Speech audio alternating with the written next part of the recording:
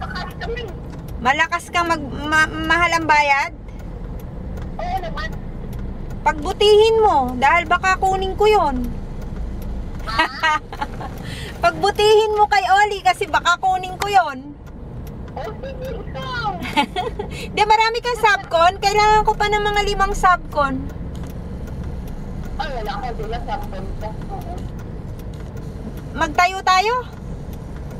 Huwag ko sa kaulit. Eh ganon, tapos bigyan mo rin ng konti. Marami ang uwi. Saan magpupwesto? May idea ka? Ano na? Kailangan ko sa mga uniforms. Soler, tsaka PAL. Yan sa may, yan sa may United po, yung mga sabon. Ano naman sa bahay-bahay na. United 4? Oo.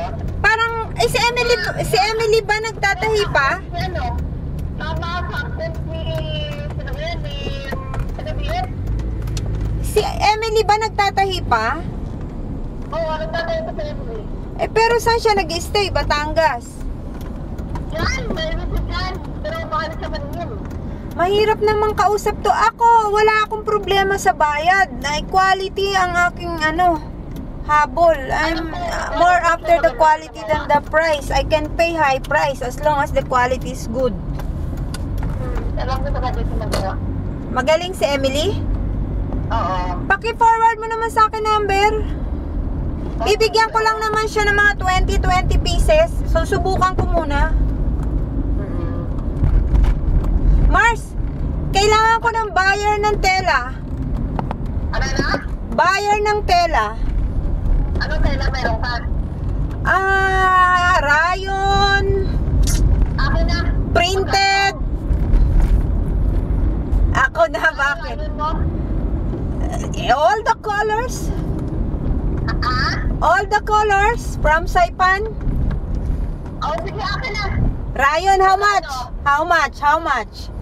Magkano ba bigay nyo? 220. Ay, mahal. Oo. Sobra. Bakit naman? Buwan mo lang. Hindi. Pag-usapan natin, magkano kuha mo? Magkano ba kuha naman sa plastic? 170 o 175? 170? Sobrang mura. Pero bigyan mo ako